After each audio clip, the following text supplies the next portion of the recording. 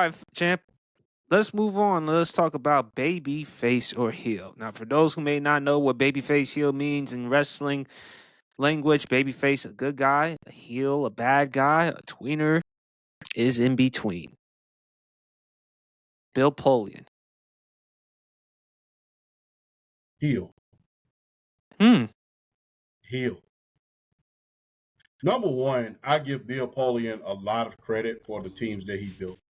He built not only the Buffalo Bills, who's one of the greatest teams in history, helped them build two to three Super Bowl caliber teams, drafted a litany of Hall of Famers there, drafted Thurman Thomas, Jim Kelly, Andre Reed, Darryl Talley. He's not a Hall of Famer, but he's real, real good. Drafted Nate Odoms, drafted a lot of guys who were instrumental on that Buffalo Bills team, and brought in a guy like James Lofton, who was a Hall of Fame wide receiver coming from Green Bay. Drafted Peyton Manning, drafted Edgerrin James, drafted a lot of great players. So as far as him being a general manager, he's one of the greatest, if not the greatest of all time. Not just that, he took over the Carolina Panthers in 1995 when they were just an expansion team, having in the NFC Championship within the second year of their existence. They beat the Cowboys, who was defending champions, in order to get there. I say he's a heel not just because of how he acted with the Lamar Jackson situation, and not just how he acted at first, because let's just be honest. I hate to go here, but that's just a fact. Throughout the years, especially with a mobile quarterback like Lamar Jackson, with him being as dynamic as he is, there's always the stigmatism around. He didn't play in a pro-style offense. He's not the traditional quarterback. He's not prototypical, or as enough. Colin Cowherd would say. He's not quarterback-y enough.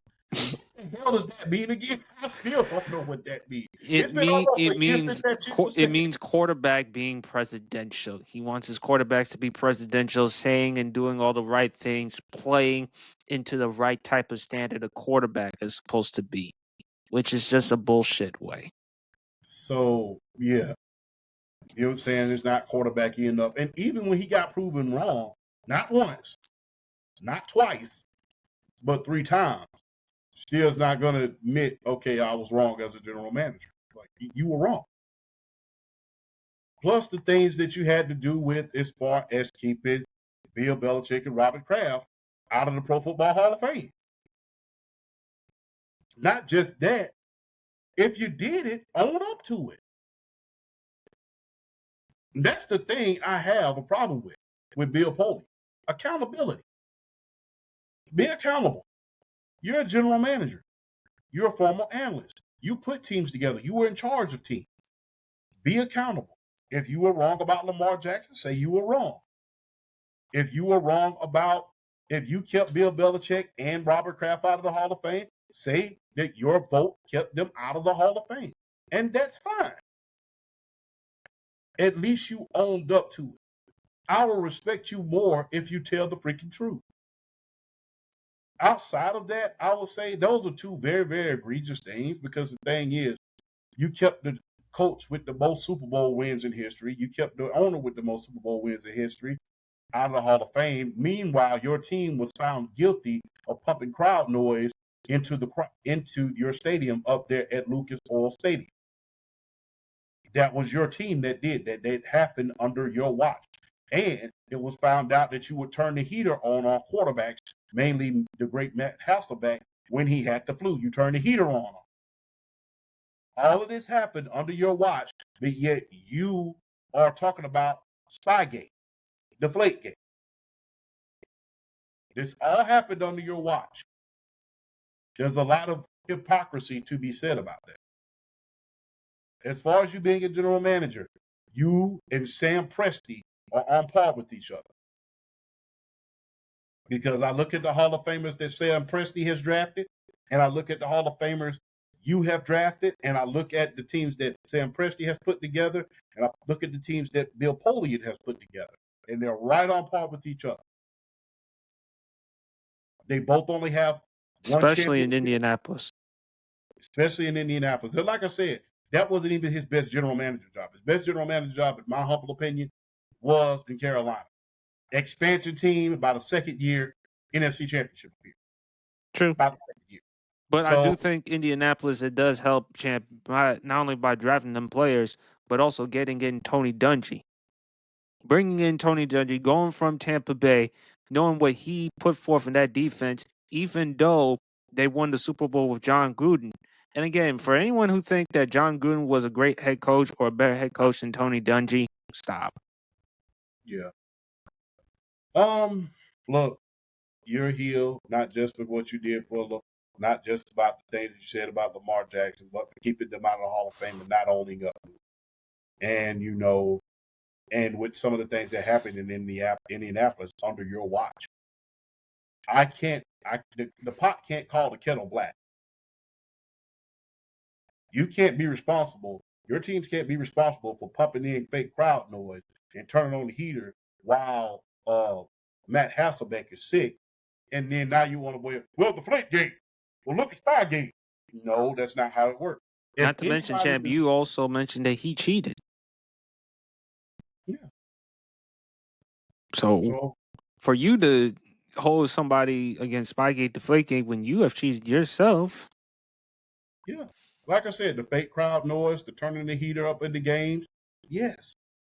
You pump fake crowd noise into your arena. It was found out under your watch. It absolutely was. So guess what? You can't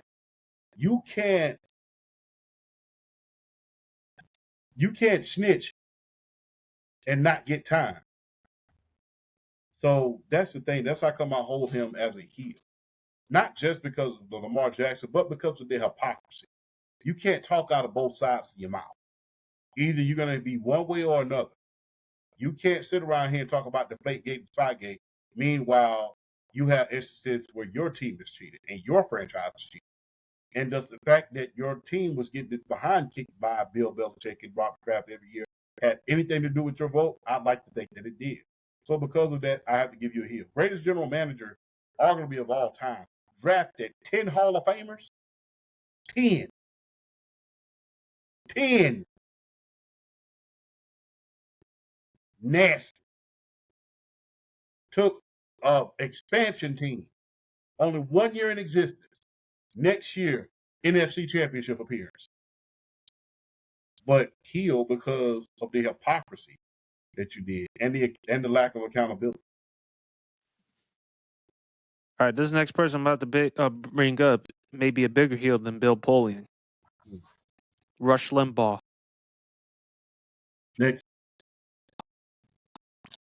Next. Remember what he said about the NFL, the Bloods and the Crips? Remember what he also said back in 2003 about Donovan McNabb? Remember, he tried to own a team back in St. Louis in 2009, the St. Louis Rams. Matthias Kiwanuka, who used to play for the New York Giants, he knew. He was aware of Rush Limbaugh's history. And he was like, look, if he wants to own a team, fine, whatever. One thing for sure, I ain't going to play for him. Next. All right. You ain't going to say anything like that. All right. All right, big fella. Next one for Babyface heel. Don't worry, I'm not going to bring up this other person. I'm not going to do that to you. No, you good. Go ahead. You can bring up anybody. Like I said, I had no comment for Rush Limbaugh because he's gone now.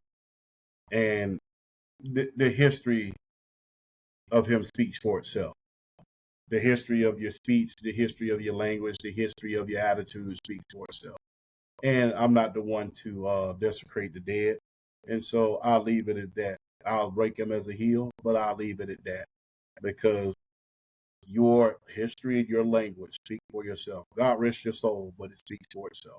That's how come I kept saying next because some of the things that I would have normally have said back in 2009 when unfortunately when he was with us, it would have been kind of, rated R. But because he's no longer with us, I would keep my words soft and speak, soft and sweet, excuse me, because I don't want to have to eat them later on due to cancel culture. But his history speaks for itself. His speech speaks for itself. A lot of things that he said and done, especially with the Donovan McNabb comment, it speaks for itself. And for the NFL to even entertain the idea of that speaks volumes about how sometimes the NFL disappoints us all. And that's how come I kept saying next. Well, look, just because I don't have to speak good, I don't have to speak bad. That doesn't mean I have to speak good. I'm gonna go by what we remember you. And remember, we talked about Hulk Hogan. Yeah, we acknowledge Hulk Hogan. Yeah, Hulk Hogan was was great at what he did. But at the same time, Chad, we also had to acknowledge some of the horrible things that he's done. Yeah. I say heel. Pretty obvious to me as a heel. And look, like you always say, he's gonna have it. He already had his day in judgment. Yeah. And like I stated, I don't know who was worth him or the late Don Imus with their speeches at times. Oh Remember when, God. you know, it's not funny before, I'm not laughing because it's funny. I'm laughing because a lot of the things that they both said was very, very horrendous. And, it's sad that we're in modern day times and we're still having these primitive talks, if you will, like those young men were having at their peak. But yeah, like I said, next because the record speaks for itself. The speaks for itself, and the fact that you said that Donovan McNabb is overrated and the NFL is just looking for a black quarterback to be successful in this league after he went to an NFC championship and was one of the first black quarterbacks in order to do that. It speaks volumes about you and your speech toward my Well, people, and I'm not very appreciative of that. well, not just that. Remember what he said about the NFL: the Bloods and the Crips. Yeah, and like I stated, that speaks volumes of what you think about me and my people. Yeah. And I have, and at this point, I have nothing good or bad to say about you at this point. Unfortunately, I'm going to take the Vince McMahon route. I'm not going to say anything good or bad about you. I'm going to let the history tell the story about you. Yeah, definitely. All right, next one. This is involving a wrestler. Triple H. I Oh, say tweener. yeah. I'll say, look,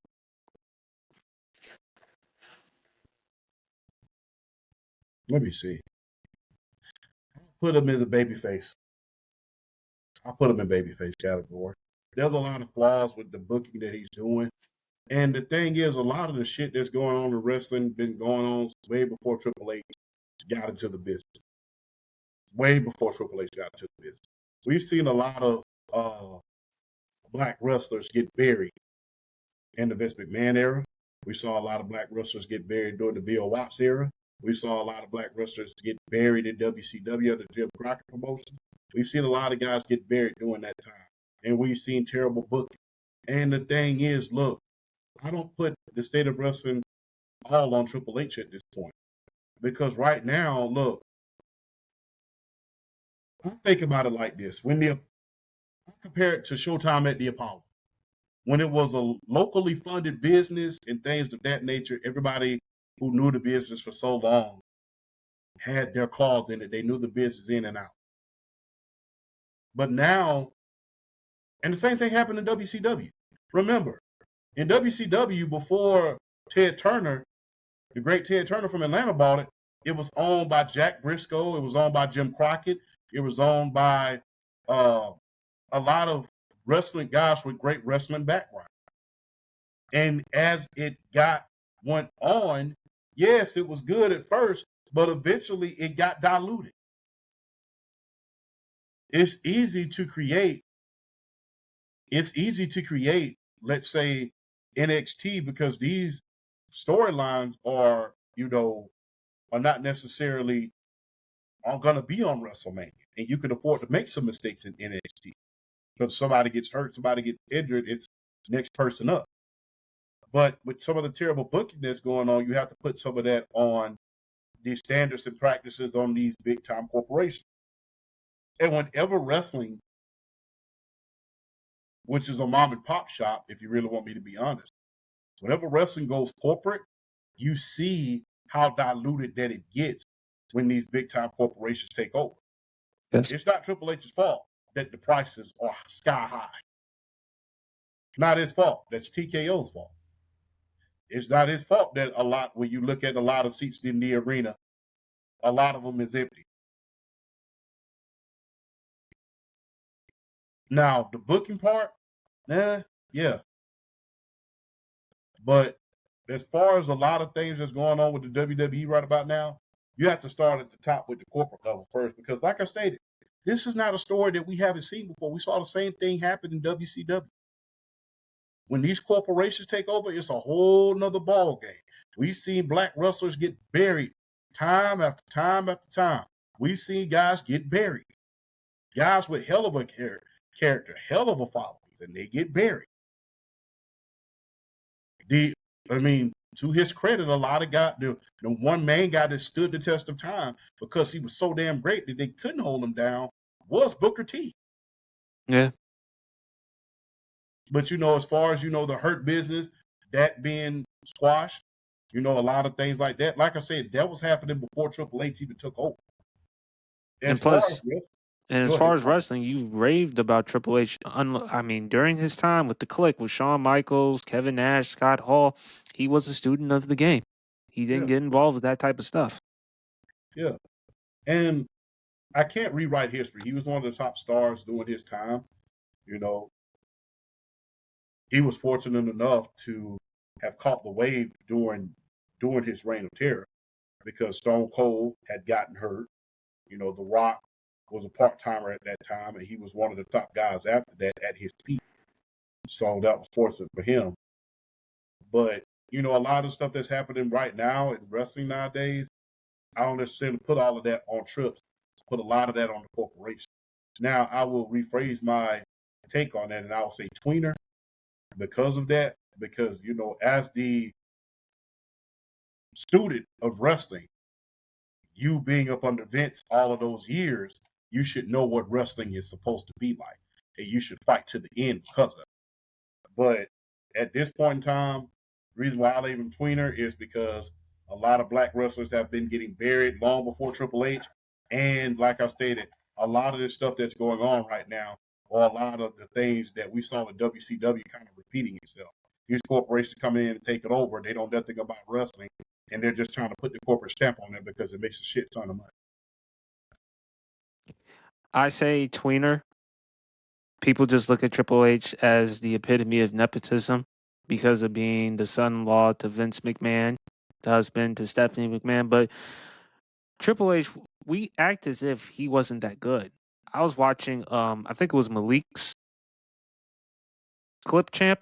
Correct me if I'm wrong. I think it was like Malik or somebody. And they brought up a great point about Triple H.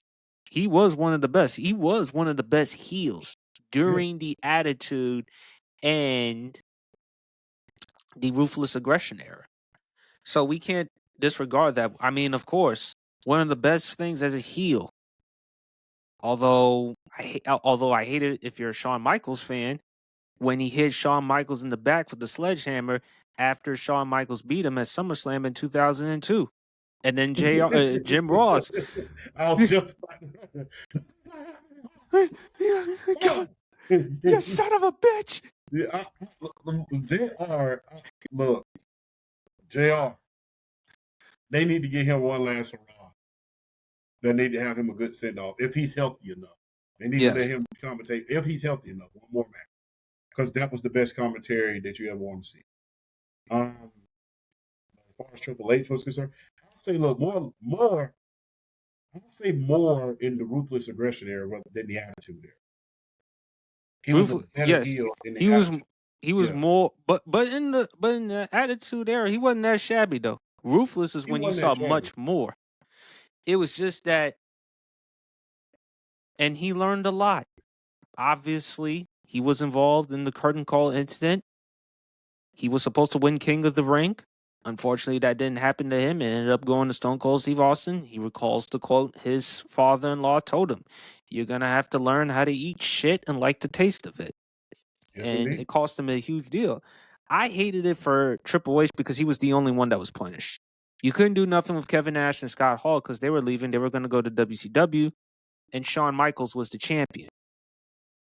So there was only one person you could punish, and that was him.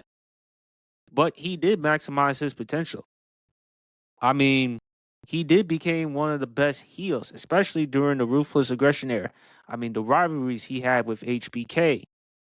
Then, of course, with John Cena.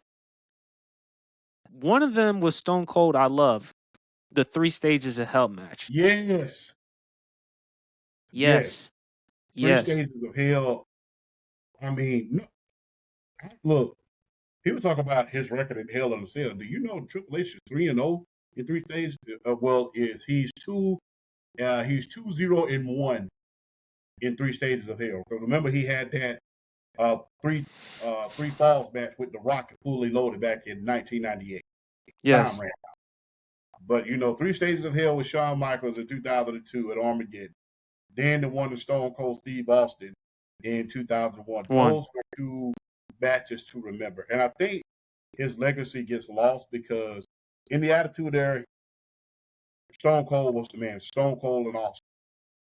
But then as Austin fell and Rock was part-timer. Clark was part-timer, then you saw Triple H step in, make a bigger role, make the new version of the Four Horsemen and everything of that nature. And he was able to do a lot.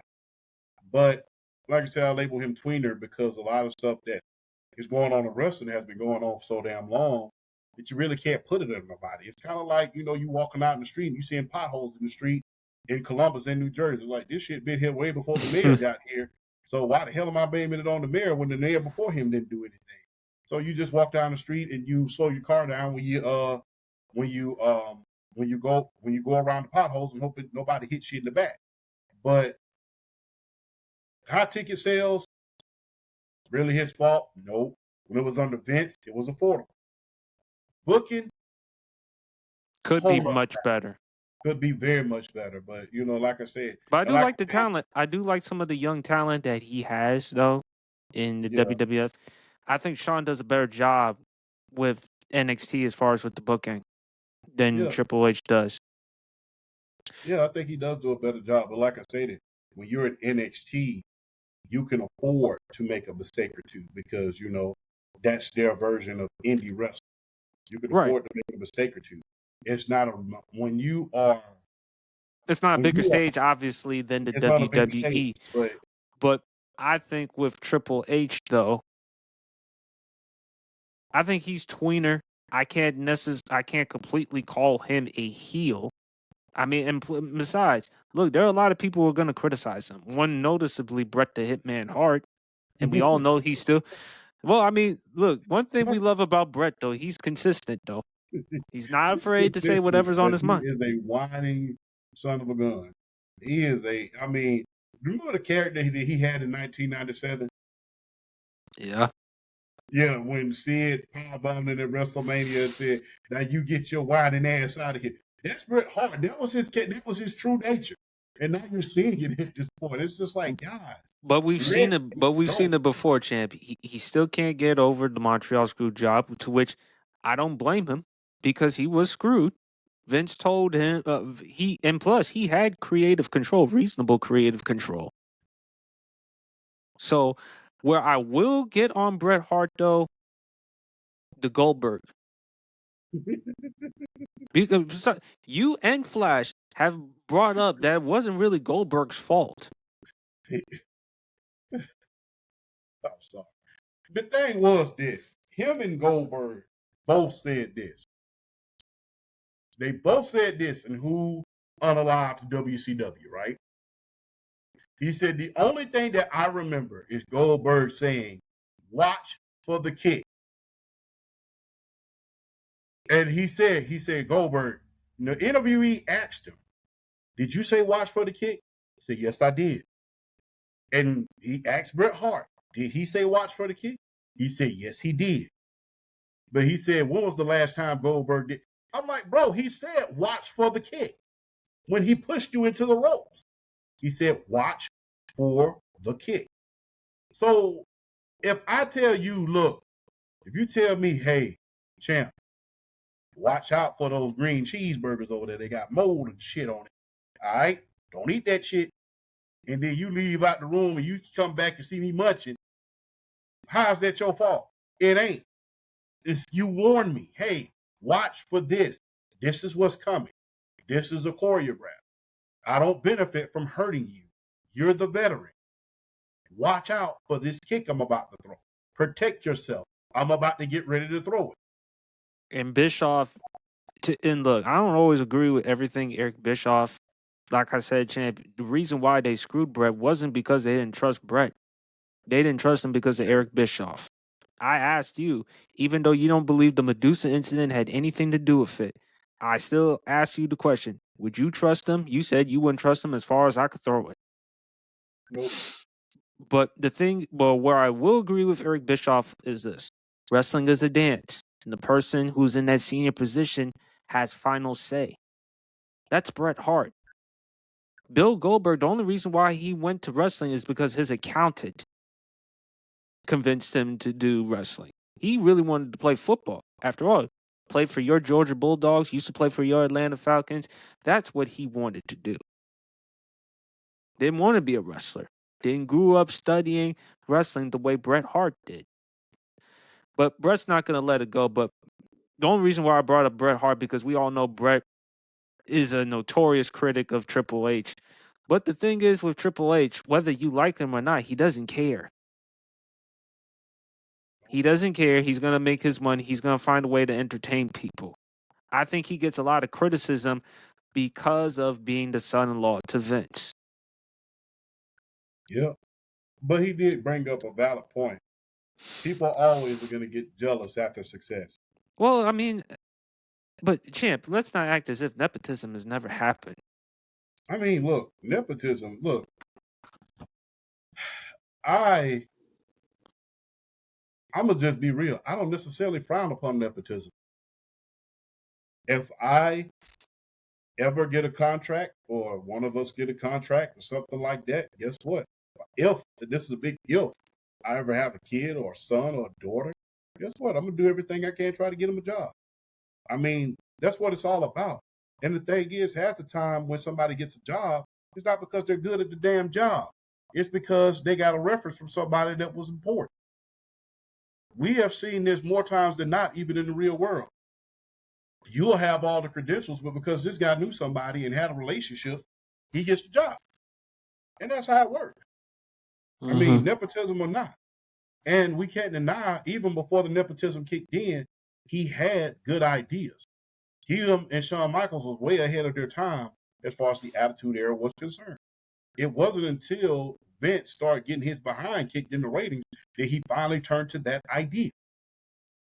He had to. And Jim Ross has been on the record saying Shawn Michaels reminded Vince of a young Vince McMahon, defying an attitude, and that was the way to go.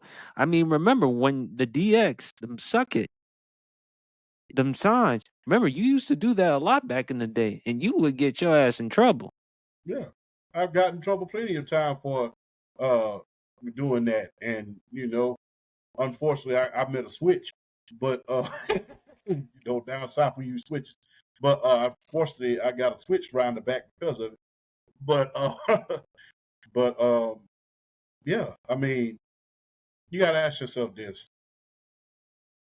People are always going to talk about if he wasn't the boss's daughter or whatever, but Triple H had longevity, and he was talented even before that run started happening. Even before that started happening. He was starting to be a main eventer before that. And guess what? With DX merchandising, that was his and Shawn's idea. So once he became WWF champion, they took him into the stratosphere. He was a working heel. He was a student of the game. And like I stated, a lot of stuff was been going on since before Triple H became the general manager or whatever the hell you want to call it, what he is right now, the CFO. But certain stuff has been occurring in wrestling since the beginning of time. So I'm not going to point at Triple H and say, well, that's your fault. Granted, we all want the guy to come along and change things, but unfortunately,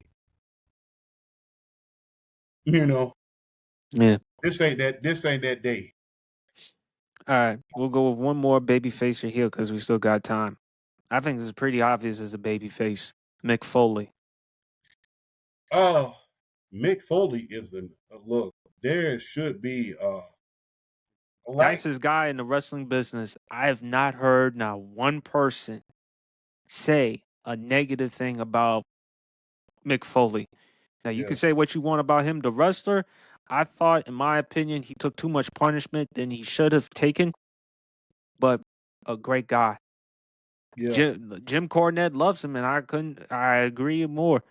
If he you know what, Jim Cornette is kind of like that mean ass neighbor we all used to know that used to sit on his front porch with a shotgun and dared you to walk in his yard.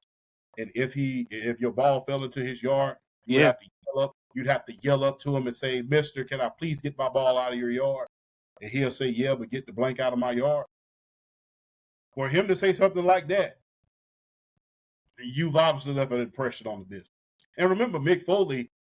You remember Jim Cornette had to convince Mick Foley to come back Yeah, I after the remember Montreal that. The job. night that after He the screw was job, he the called moral. Cactus and said, "Look, Vince is going to be set for life. Sean's going to be the champion, making almost $1 million. Brett is going to leave for a different company, obviously for more money. Yeah, But he unless if basically Bret Hart's going to send you a check, how you yeah, going to feed your family?" he set out and he came on back and they allowed him to come back.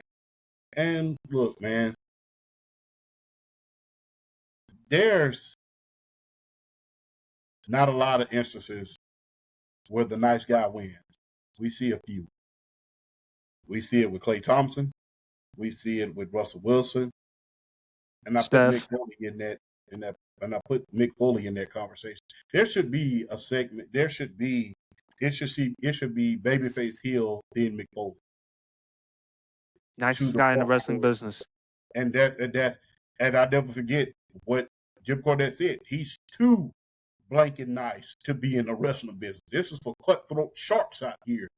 Mick Foley, for him to be that nice and that pleasant and be in the wrestling business is it says a lot about him because you said there's a lot of vultures in this wrestling business, and Mick Foley wasn't one of them. And And for I've him to often I've often said, champ, you have to be a certain individual to really piss off a guy like Mick Foley. Remember Hulk Hogan, rest his soul? Remember what he said off the record about yeah, Mick Foley? While he was in the gym working out and training, while Mick Foley was in the back and eating cheeseburgers, and you saw how Mick Foley responded on off the record? yeah. And Mick Foley was great in his own right. Everybody's not going to be Hulk Hogan. Hulk Hogan had one of the greatest bodies I've ever seen. No funny business, but he had one of the best bodies I've ever seen. I mean, hulked up. Hell, I had Hulk Hogan's weight set when I was a child because you was trying to get like the Hulkster. You want to have a 24-inch python or what have you. You want to be quick. You want to have jump rope and stuff. But not everybody's going to be that. Not everybody's the prototypical 80s movie star guy. And Mick Foley, he got by on his ability. He succeeded in not one, not two, but three companies. And he was able to succeed with not one, not two, but three different characters, including himself as a character. So, hey, headline WrestleMania in the first fatal four-way elimination matchup and was able to do a lot of great things. Mick Foley is one of the guys who I can really say, like I said, when you talk about good guys always winning, there's rarely a story in this world where you can say the good guy won. He's the good guy. The good guy won. When you think about guys like him, Klay Thompson, Russell Wilson, and just to name a few, you could really say, man, look, good guys do win. And one of those good guys is Mick Foley. And look, Mick Foley, I like you when you was at your especially when you was doing the thing as the commissioner. But can't deny, man, you was one of my heroes growing up, man. I enjoyed the halftime heat show when you pinned the Rock with the forklift. That was good, Mr. Sacco. How You was about able when he to get won the title against The Rock? yeah, a battle that single-handedly ended ended the Monday Night Wars. Now, it took 2 more years for it to really end. But that right there, if I was Mick Foley, I would say this to my dying day. I killed WCW because everybody turned that damn channel to see my ass win. So I killed WCW because nobody probably would have turned that show had it been probably anybody else other than Mick Foley. Well, he also did have help though. Yeah, he had help, but No, you know, yeah, but I'm sorry, Jim, but hey, Stone Cold, but like I said, he did. I'm not discounting Mick Foley, but at the same time, it did help when. Chip, am I lying or exaggerating? When you heard the glass broke, the arena erupted. I was shocked when because I was like, what the hell's he doing here? It was like, but you know. But then he hit Rock with the steel chair, but it was happy though to see Mick Foley win the title. That was an incredible moment. Yeah, like I said, the good guy you won in life. It was so, like I said, it's rare that you see the good guy win in life. You know, in the court of public opinion, I will say, in the court of public opinion. Oh, he was a great guy. No, he was a great guy, and he was a great guy, and he was fun though with the commercials. Remember the Chef Boyardee commercials? Yeah, I remember that. And he was also on the TV show, the well-known '90s sitcom Boy Meets World. You know, he is revered. And what I loved about Mick Foley, same way I love about with Greg Popovich, the way they go after the president. No, I'm sorry. I'm sorry. When it comes to the president, when you talk shit about the president, I will give you your utmost kudos. Because Mick Foley is a man of character, champ. He's a man of integrity. And he has morals and he has principles. So, look, even though it wasn't going to hurt the WWE as far as with ratings, I believe if Cena or The Rock had done something like that, yeah, it would have hurt. But Mick, hearing it from Mick, it's meaningful. Yeah. I mean, plus, you know, Mick, he's not only a big physical guy, he's smart as a whip. He's smart. Known how to take punishment. Wrote 2 bestsellers on the New York Times and was on the New York Times. So he not only was a man in the ring, but the man outside of the ring too. And look, like I said, Mick Foley, like I said, I hate to be repetitive, but it's rare when you see the good guy win. He said the good guy won with that guy. And that was, you know, one of the most kindest, gentlest guys in the world. I mean, it was good to see, man. That was an epic time, and I'm glad to see he's still winning to this day. I agree. I think Mick Foley was just fun and exciting. I think for me, he was fun. He was exciting. I got to see different sides of Mick Foley from Cactus Jack, Dude Love, Mankind, the promos that he cut. Of course, everyone mentions the match between him and Undertaker. But for him to take that much punishment in that match, I mean, get thrown off the top of the Hell in the Cell. Then he gets choke slammed through the Hell in the Cell. And then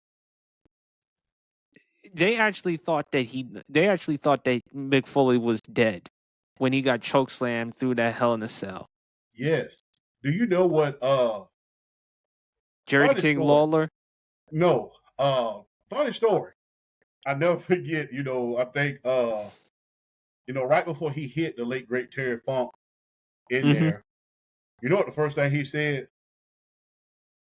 He leaned over and told him that he was looking with a mean face, you know, because the Undertaker never let broke hair to make sure he's still alive. And then Terry Funk went over there and checked on him, make sure he was still alive, his heart was beating, and he went over there and got the Undertaker's face. That's not gonna be hit him again. So yeah. I mean, man, I love Mick Foley. I mean, and again, great guy, great human being. Unlike most of the other wrestlers who partied and drank, Mick was the type of person after wrestling, he would fly back home to visit his family. Yeah, and eat popcorn. Remember the stale popcorn? Yeah, whole stale popcorn that he was eating, so he wouldn't have to buy food. One thing for sure, you ain't gonna be sharing popcorn with Mick Foley. That's for sure. No, indeed not. I ain't sure popcorn. Oh man.